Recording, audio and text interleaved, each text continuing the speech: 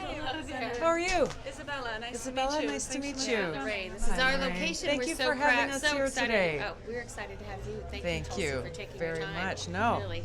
glad to be here. Hi. Welcome. How are you? Jeremy, nice Thanks to for meet all of you. your help in Of coordinating course. this. My pleasure. Really Absolutely. appreciate Good to have it. you. Thank you. Welcome. Got a beautiful spot. Looks like you got a little crowd gathered. Yeah. We were. It was kind of funny. We were set up in there, and all of a sudden we're like, oh, we have to. There's a lot of people coming, and moved it all That's in the here thing, and you know. got I it saw set in the up, right? thing, like as of yesterday, there was like 5 people, and Yeah. it's always good when you got more. It's a good problem to have. Yeah. Right. Cool. Thanks, to have Jeremy. All right, appreciate it. Do you want to continue? Oh yeah, of course, absolutely. And it, this Yeah. right here. 1, 2, 3. The light's in your eye. Okay. Try to move. Really bad lighting there. That's okay. Yeah, it's like glaring. That's all right. All right. We'll try to do another one later. Thank you. Nice to meet you. So, So we're gonna walk you through this. okay. Harold's gonna do the intro again. Harold is gonna Are do. we gonna start now? Yeah. All right. Hey everybody, thanks for tuning in with us.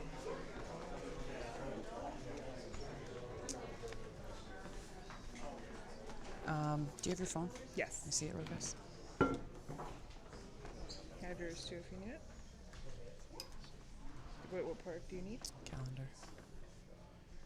Good afternoon, everyone. Okay, My name thanks. is Harold Craig. I She's got it. introduce Tulsi for the second time. I know Tulsi to thank Lorraine and Isabella for opening your restaurant up to us and all that. It's a great thing. In way of introduction, I want to just take you back in history for a second. In 1968, that's the first campaign that I got to work with, and it was for Eugene McCarthy. Those of you old enough to remember that know that he was a progressive, and he was a digital rock. Ever since then, I have wanted to be involved in campaigns for people who were to the left. But starting in '68, suggest to you not that I'm an old man. I'm an old white guy, and so it's time. We did some good things. We did Medicare, we did Medicaid, we did voting rights,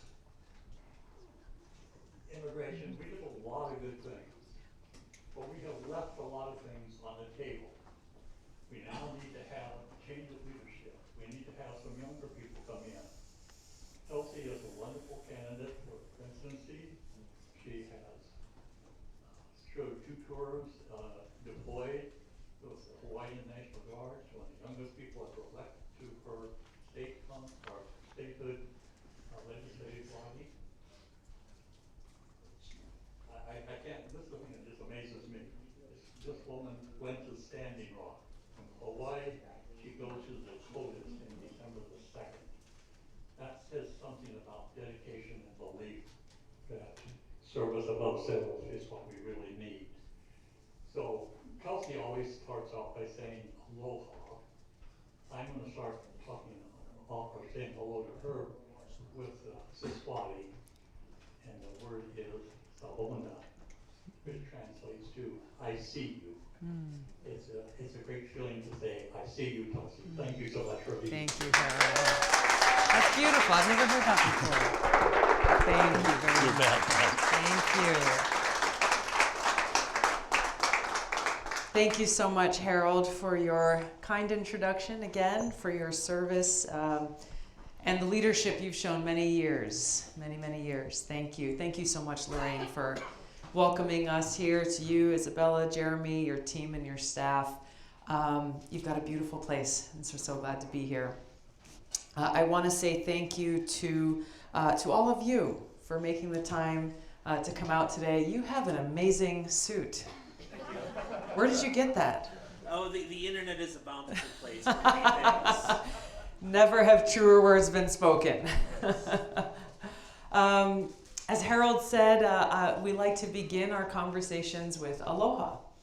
And it's not because it's a word that translates from Hawaiian to mean hello. It's a word, as he says, what was it? What was your greeting? I see you. How do you say it? Savona. Savona. Aloha is similar. It means I come to you with respect. I come to you with an open heart, recognizing that when we look beyond the many things that superficially make us different and unique, what we see is that we are all connected. We are all children of God, that we are all brothers and sisters. And this inspires us to be able to begin to heal so many of the divisive wounds that exist in our country, to be able to begin to bridge these divides that we're seeing, unfortunately, continuing to increase, that are tearing us apart as a country. That we're seeing tribalism and identity politics and hyper-partisanship and all these things that are really undermining the principles and the values that we share as Americans. What is it that really makes us who we are? What is it the bedrock and foundation of our country? We look to that foundation of freedom and equality and justice for all, enshrined in our Constitution and Bill of Rights. This is something we don't hear talked about very often these days, especially in Washington. You'll hear the word Constitution thrown out every now and then, but when you actually look at it in practice, staying focused on what unites us as Americans and actually preserving and protecting the freedoms guaranteed to us in our Constitution and Bill of Rights is a bit of an afterthought, and a lot of people just don't know what's actually in those Bill of Rights. This is one reason why, the main reason why, every single event that we hold everywhere in the country, at our volunteer table, you might have seen them as you walked in, we have the pocket-sized Constitution and Bill of Rights. And I'm encouraged to see a lot of people actually coming and taking a copy home with them, because it's an important reminder as we look to answer this very important question of how do we come together as a country? How do we overcome the hyper-partisanship? How do we get to a point where we're actually able to solve so many of these age-old problems that persist, that maybe impacted our parents, that are impacting us as a generation, that will impact our kids in the future? When do we stop this churn and actually focus on how we can come together to solve problems? This was something at a very practical level that I had, is a question that I had to answer and figure out when I was first elected to Congress back in 2012, because I was being elected as a freshman Democrat entering a Republican majority in the House. It was a very, very strong majority, and when I first went to Washington, a lot of folks said, giving helpful advice, Tulsi, don't even try to introduce legislation. Don't try to get amendments passed, because it's impossible. Republicans are not going to work with you to be able to get these bills passed. So just bide your time, work hard to elect more Democrats, and eventually you'll be in a position where you can actually make the kind of positive change you want to make. I listened to their advice, and then I rejected it. I wasn't willing to just sit there and bide my time and sit around and wait till some undetermined point in the future when the political winds blow my way to fulfill the promise that I made to my constituents in Hawaii, to serve them and to serve our country to the best of my ability. So I thought about, okay, how can I best do this? How can I best reach out to both my Republican and Democratic colleagues in Congress? And I began with what I believe is the true universal language of food. This is why this event today is called Coffee and Toffee, because of this story. My mother makes the most amazing macadamia nut toffee. Have you tried any today? No? We've got, okay, you've got some here. Yeah, savor it, because it's really good.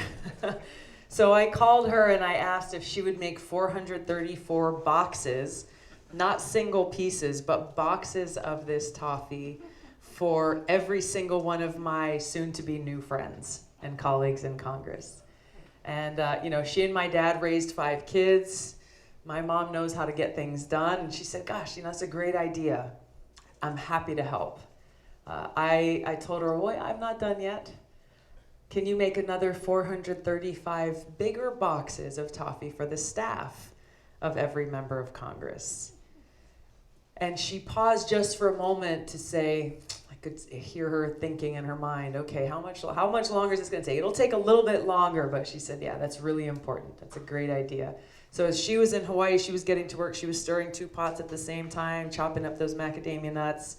My dad was keeping a watchful eye. He's the quality control chief. He took one little piece out of every single one of those pans of toffee to make sure it was top notch. And I was in Washington actually handwriting notes to every one of my new colleagues, learning more about them, their background, their district, their experience, the issues they're working on, and just writing there saying, hey, I look forward to serving alongside you.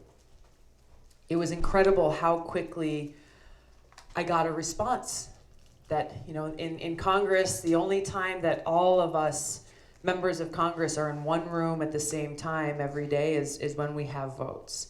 And I started to see almost within the next few days after we started delivering these little gifts of Aloha, we had Republicans who were making that long walk from the Republican side of the floor to the Democratic side of the floor saying, hey, where's this new member of Congress from Hawaii? And then when finding me saying, thank you, that was so kind. I ate it all and I need to get more to bring home to my family. But then most importantly saying, tell me what's going on in your district. Tell me what issues your constituents are most concerned about. I'm the chair of this committee. I'm the chair of this subcommittee. Here's an issue I've been working a lot on for years. Let me know how we can best work together.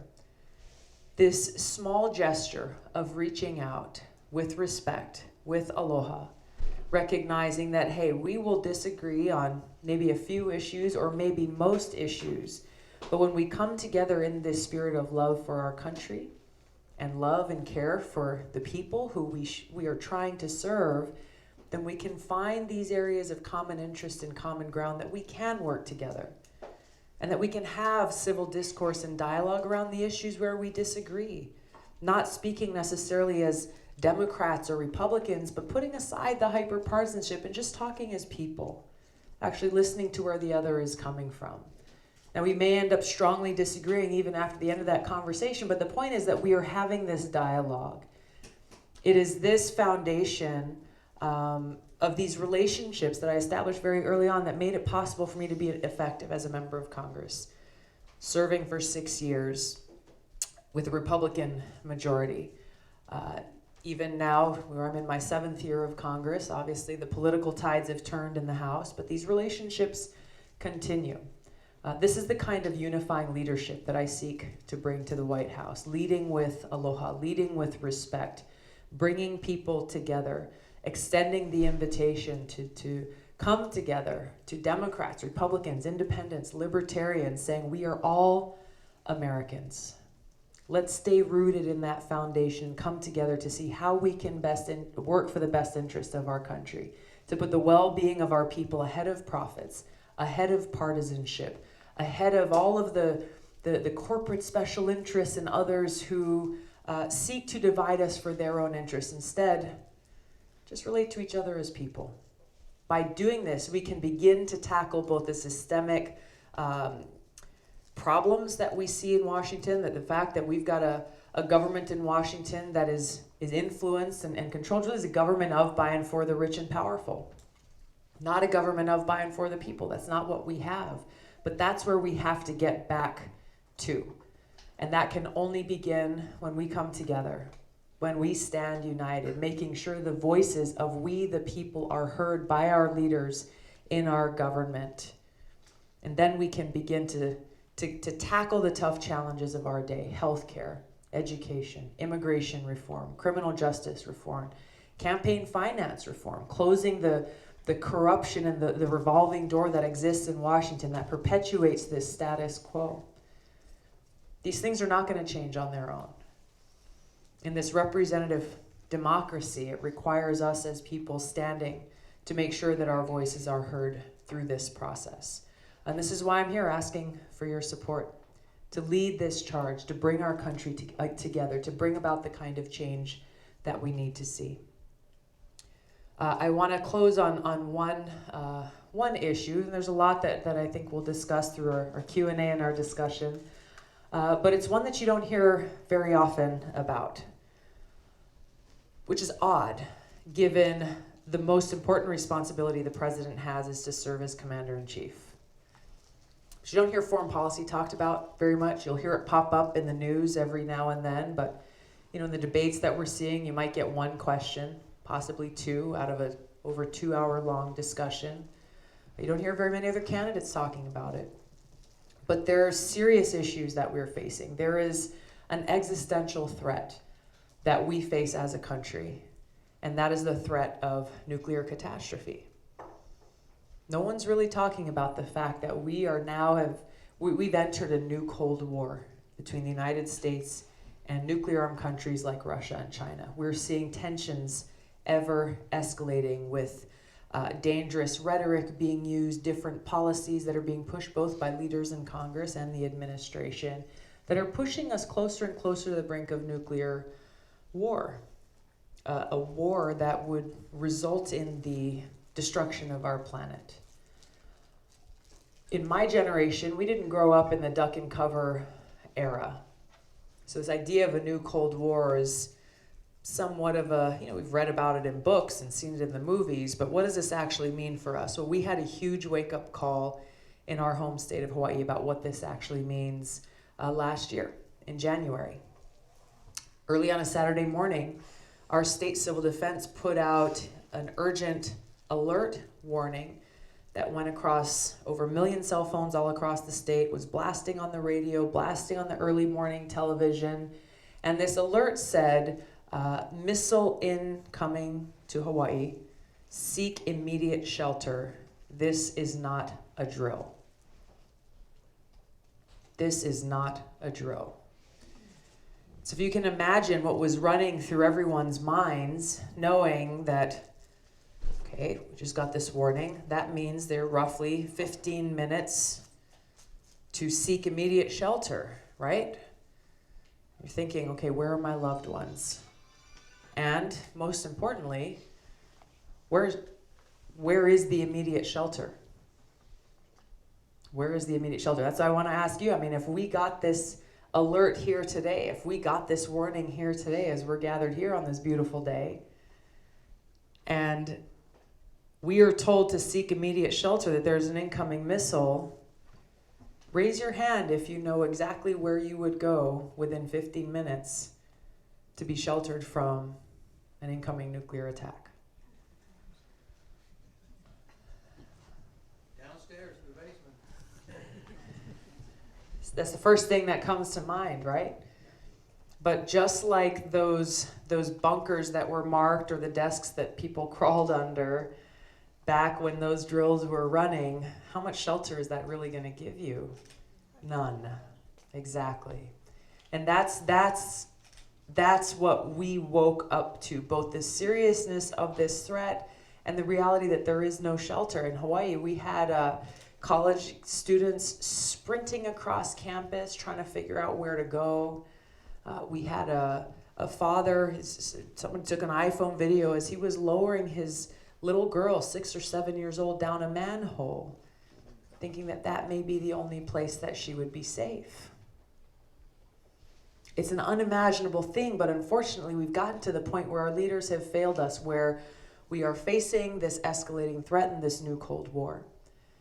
We have these fancy alert systems and warning systems that'll tell us if an attack is coming and to seek immediate shelter, but there's nowhere to go. There is no shelter. This wake-up call that we had in Hawaii was a huge motivating factor for me to decide to run for president, because I recognized that it does not have to be this way. It does not have to be this way. And I want to do everything I possibly can to make sure that none of you, none of your loved ones, your children, or anyone will have to go through what our families went through in Hawaii. Which is why, as president, one of the first things that I'll do is immediately call for a summit between the United States and Russia and China to begin to de-escalate these tensions, to begin to end this new Cold War and walk us back away from the brink of nuclear catastrophe that we face. Where still, as we sit here, the United States and Russia have hundreds, if not thousands, of missiles pointed directly at each other on hair trigger alert that can be launched within a few minutes' notice. We've seen how many near-miss accidents there have been previously. This is an existential threat that we face that threatens our very future and ability to exist. There are so many different issues that we face, but unless we deal with this existential threat, then everything else falls to the wayside. So I'm here asking for your support to serve you as your President, Commander-in-Chief, to bring about a sea change in our foreign policy, to end the wasteful regime change wars that Harold talked about, work to end this new Cold War and arms race, and redirect our taxpayer dollars that have for so long been going to pay for these regime change wars, that are going towards these weapons that are being built in this new arms race, and instead redirect them towards serving the needs of our people and our communities right here at home. Thank you so much. Thank you. We'll open it up to questions, comments.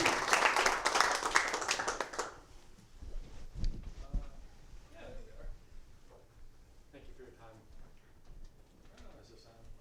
Thank you for your time, Congresswoman. Thank you. I'm a sports fan, and one of the big stories this week has been the NBA and their relationship with China. There was a general manager in the NBA who tweeted his support for Hong Kong, and it's cost, well, the NBA hundreds of millions of dollars potentially in lost revenue.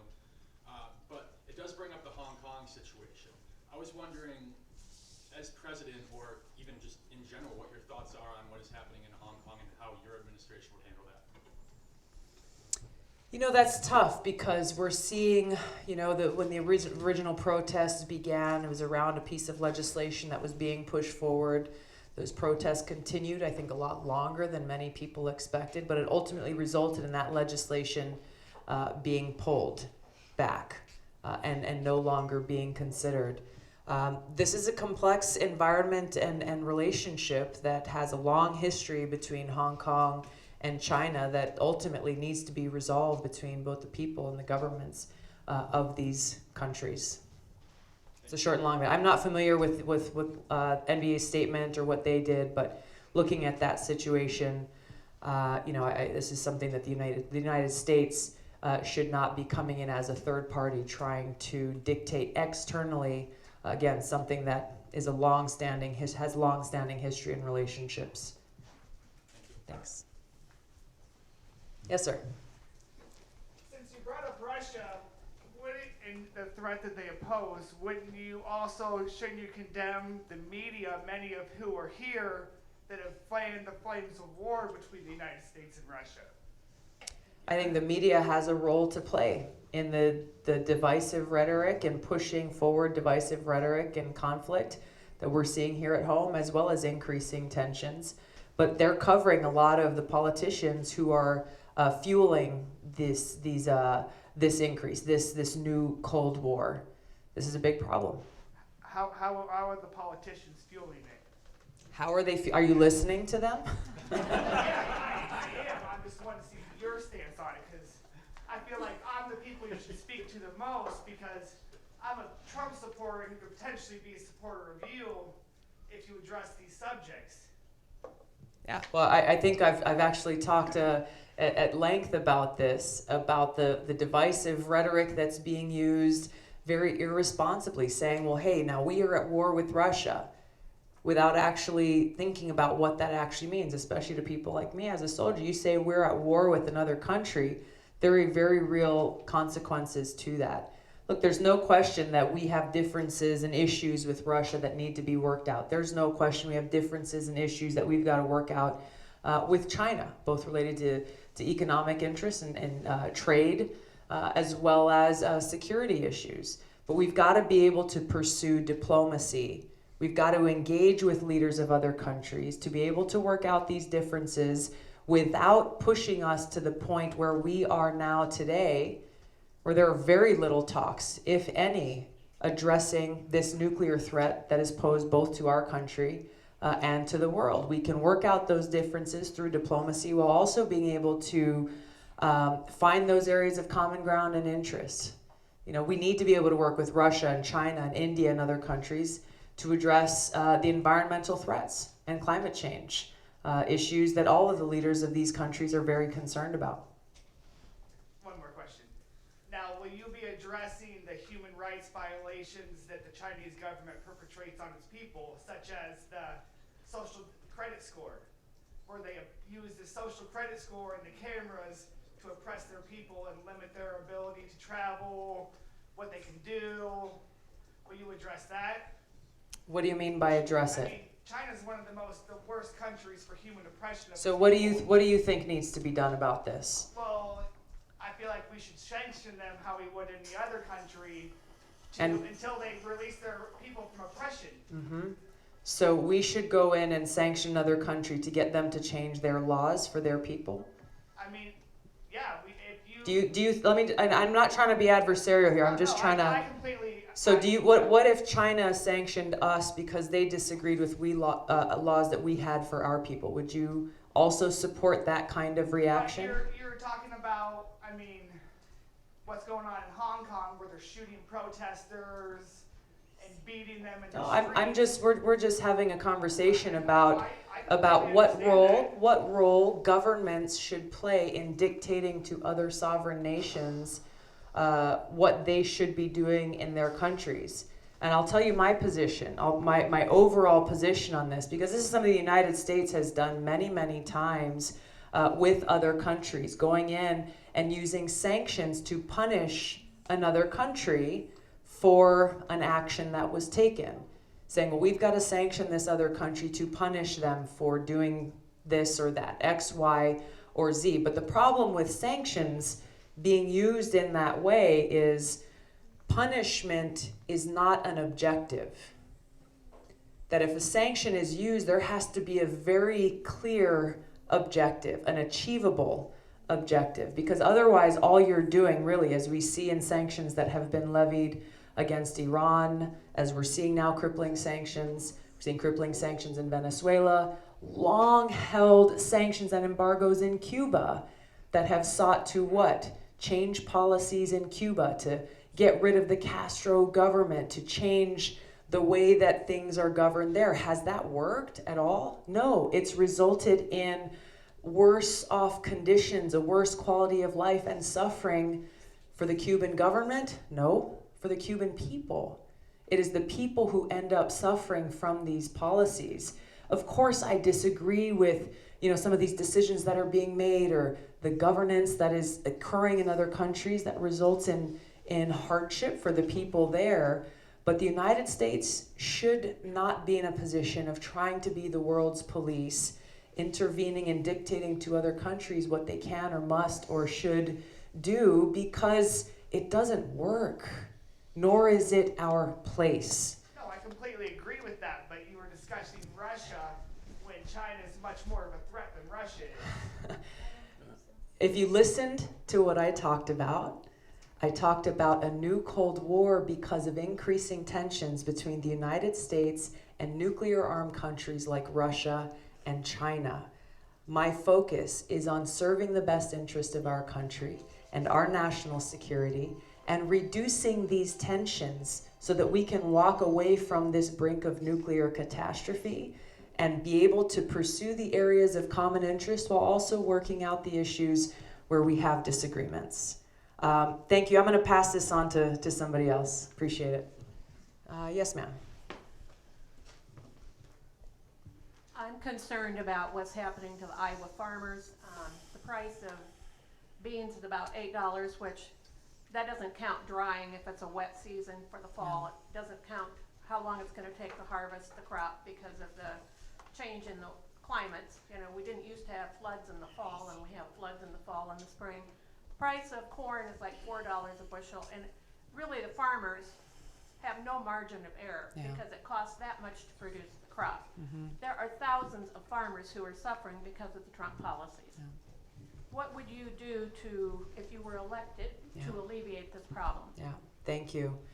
We were just at the Des Moines Farmers Market weekend before last and had a chance to talk to some farmers, not soybean and corn farmers, actually someone who has an apple orchard.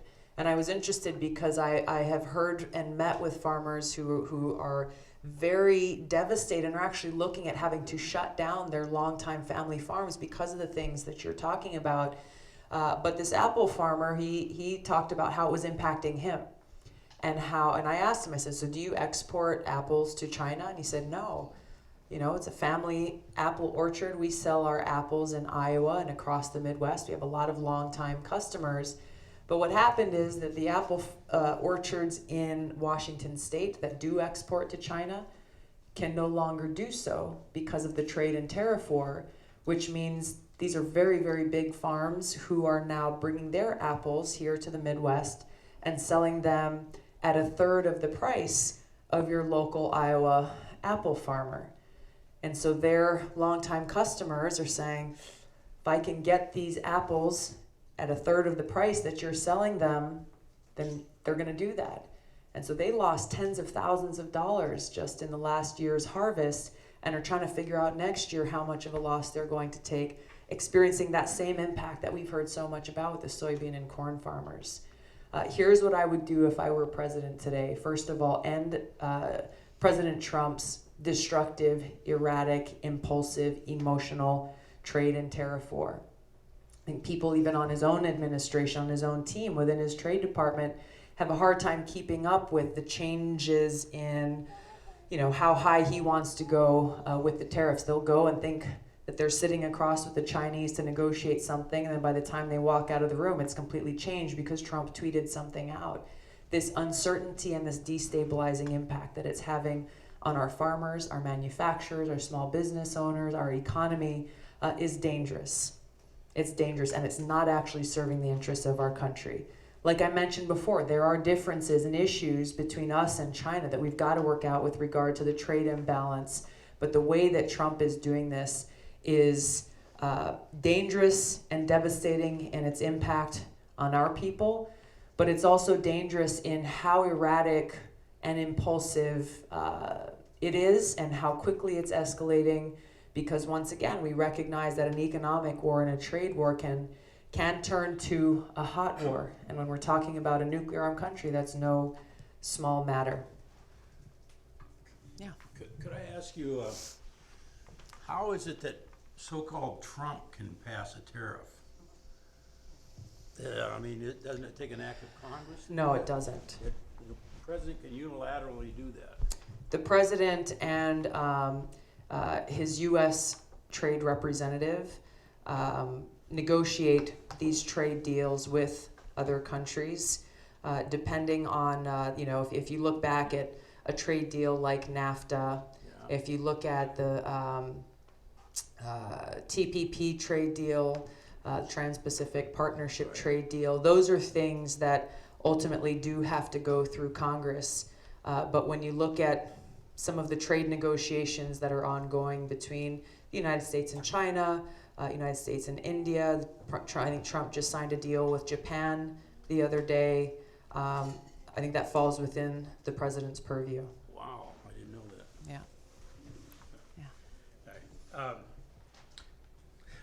Thank you. It's for the people in the back. Okay. You mentioned back there climate change, and obviously that comes to talking about a lot, and you're going all around Iowa. Mm-hmm. You're seeing this as, you know, Iowa's the second largest food producer in the country behind California. Iowa, if you don't know, used to be the used to be I think the world's wettest place, or one of the second largest wettest place in the world. So it's a big wetlands. Yeah. So when we talk about climate change, right now the Mississippi's at flood stage. This year was the third largest flood in history. I appreciate the depth you bring to a lot of the subjects, especially foreign policy. Talking about climate change is a great soundbite. Yeah. And what I'd like to see, and I hope it does get addressed, is when people talk about this, they also talk, especially in this state, about the practice of tiling, about the practice of adding suburbs to places that already have infrastructure, which means more concrete, more sewers. And what we're having now is what we can call rapid water displacement of our watershed. So we have all this water going into the river and thus creating floods, which all the fertilizer and everything moving down. How can we talk about that? Elizabeth Warren was down at the river here a few months ago, and she stood in front of a flood saying, here is climate change. It's not just climate change. There's a lot of things that are much more nuanced. And I would like to see if you could address that. Yeah, absolutely. Yeah, thank you. This is right on point. that really, the term climate change has become, unfortunately, in my opinion, such a divisive term. Where you have, people who identify as climate believers or climate deniers, and they end up screaming and yelling back and forth at each other without really addressing, what are the root causes of these environmental threats and challenges that we face. And there are many different contributors to this. You've talked about some of the contributors to some of the environmental threats and challenges you face here, and some of them come from overdevelopment or the wrong kind of development, poor planning or poor farming or agriculture practices.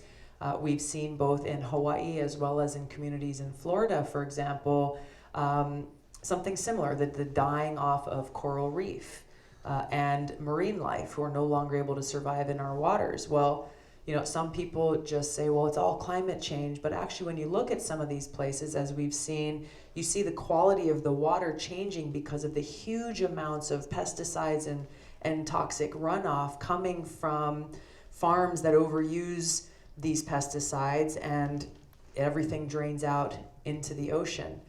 So there are many different contributors to these threats that we face. And so how I think that we can be more constructive in the way that we're talking about these issues is just focusing on the impact and the problem and looking at each one.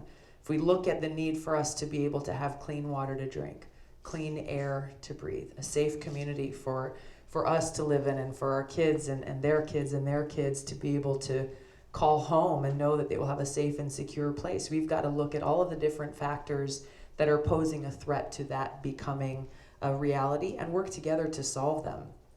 There are big changes we need to make at the federal level. We have to work in concert with the state and the local level. When you look at I served on the city council before serving in Congress, so understand the direct connection when we're talking about development, the building of new communities on zoning. You have conservation land zoned, you have agriculture land zoned, and you have some lands zoned for development. We've got to look at whether or not that makes sense and how those lands are being used and developed or conserved to meet this objective that we share and that we all share. I have yet to meet a single person who, Democrat, Republican, or wherever along the political spectrum, who disagrees that this is an objective that we share as Americans. Clean water, clean air, a safe place to live for a long time with our families. By actually focusing on the problem and getting to the root cause of it, then we can come together to begin to solve it. Thank you. Yes, sir. My grandfather is a World War II veteran, thankfully still with us, 90-some years old. Wow. My parents haven't really shared too much with me how, the VA takes care of him. I know my friend Don can maybe speak a little bit more on that. You served in Vietnam, correct, Don? And thank you for your service. Thank you, Congresswoman, for your service. I think you have a probably different perspective than most on how our veterans are treated. So if you could speak on that a little bit, and if you're elected as president, like how you would add to our veterans care. Yeah. Thank you for raising this question that speaks to a challenge that we really shouldn't be facing at this point in time, when we've had so many different generations of Americans putting their lives on the line for our country and still come home to a VA system that is not universally providing both the benefits that they've earned and the health care that they need in an efficient, effective, and quality way. I've been where we were in New Hampshire recently, and from one town I met a veteran who also served in Vietnam, who's just come down with Parkinson's disease and who has been battling with the VA for decades to try to get the care and the benefits that he earned through his service in Vietnam, and is still fighting them to this day. Went to the next town, we had a town hall there, and there was a veteran of the Gulf War who came and shared his experience, and he said he has received nothing but the best quality care, responsiveness, and benefits from the VA. Why is there such a disparity in these kinds of stories and experiences? This is something that shouldn't exist in a VA that exists to serve and meet the needs of every single veteran in this country. As a member of Congress, and I think if you ask one of your members of Congress the same thing, I think they would tell you that the number one, by far, the number one request for assistance that we get in our congressional office comes from veterans who we are happy to serve every single day. But it bothers me that of all the different, Social Security, Medicare, immigration, the IRS, there are so many different parts of our federal government that we're available to help people on, but it's got to be somewhere over 60% of all the calls we get just come from veterans who need help with the VA. It speaks to the deeper problems that exist. There's too many of these problems to go into in detail here. I think one at the top of the list is ensuring that we have an electronic records system, both for healthcare and benefits, meaning our service record, that will stay with the service member throughout our time within the Department of Defense. And when we lay down the uniform and turn that ID card in and go and walk into the VA, that those records will follow us. This is not happening. It hasn't happened. And what happens as a result, and this is one of the number one things we get calls for, saying, well, the VA won't give me this benefit because I don't have the documentation that I need to prove that I was blown up 3 times while deployed to Iraq. This is a true story. We had a Vietnam veteran who is a judge in Hawaii, and he was walking around through all of his time after returning from serving in Vietnam with a piece of shrapnel in his thigh. He didn't have the piece of paper that proved that he got blown up and that he got that shrapnel, which means he never got a Purple Heart for decades. He's like, I got shrapnel in my leg. You can take an x-ray and you can see it. Well, you know what? You don't have the paperwork. I was so grateful that we were able to help him and a few other Vietnam veterans who were in similar situations. Finally, we were able to help them track down the paperwork, and we were able to pin them with that Purple Heart that they earned with their service. But this is not the way it needs to be. So that's something that we've got to fix right away. It has to do with a lot of big contractors who make a lot of money from the DoD and having 2 separate systems, but it's providing a lot of hardship for our veterans that we need to fix.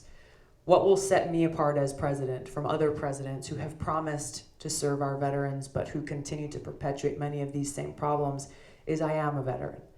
This is our family. These are my brothers and sisters. And I take to heart the warrior ethos that are ingrained in every single one of us. That I will always place the mission first. That I will never accept defeat. I will never quit. And I will never leave a fallen comrade. That's a promise I will keep. Thank you very much for your question. Yes, ma'am. You'll be our last question. Yes, October is Domestic Violence Awareness Month. Can you talk a little bit about the struggle with VAWA and immigration rights? Because right now we're seeing that a lot where people are traveling to the United States and they're victim of domestic violence back home, but since VAWA is on hold with funding, it's really hard to get them the rights to become American citizen here. Yeah. Thank you. This failure to pass the VAWA, if you don't know, is the Violence Against Women's Act.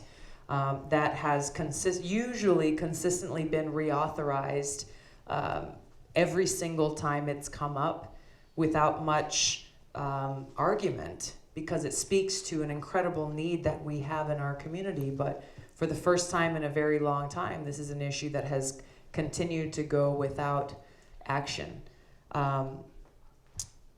This has an impact both, as you're mentioning, with regards to our immigration policy, but it also has an impact on women and families all across our country.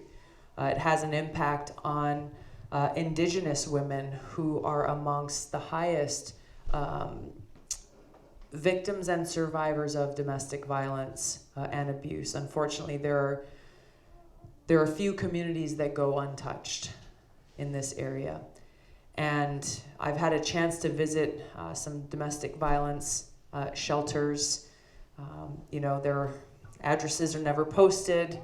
The problems that we see and how under-resourced they are is that there's never enough room for those who actually need help to escape this abusive environment.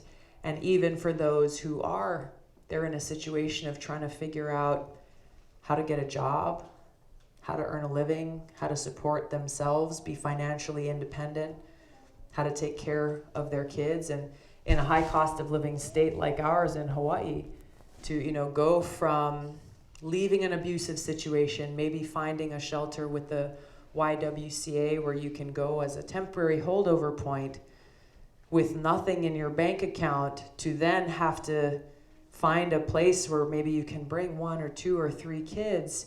In Hawaii, you're talking about a rent that'll start at $2,000 a month on the cheap end. And so this is not a simple thing. It's something that we've got to continue to support, looking beyond the needs of those resources for those shelters to help someone in crisis get out of that situation. But there's a lot that we can do as a society to be able to help in the many steps that follow after that. Thank you. Thank you so much. Unfortunately, we're out of time. Again, I want to thank Lorraine for having us here. I really appreciated our conversation and our dialogue. I hope to have your support as we work towards bringing about the principles of service above self to the White House, to restore the values of honor and integrity and respect back to the presidency. I appreciate you spending time with us here today. If you need more information, you can visit our website at tulsi2020.com. We'd love to have you come and join our campaign. Thank you so much.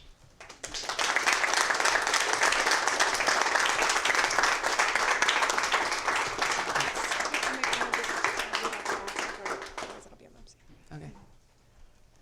Thank you, everybody. I just wanted to also extend the invite to join our campaign, join our movement. If you would like to come find me, if you're interested in caucusing for Tulsi, if you're interested in being a volunteer, reaching out to other folks and asking for their commitment to caucus, come find me.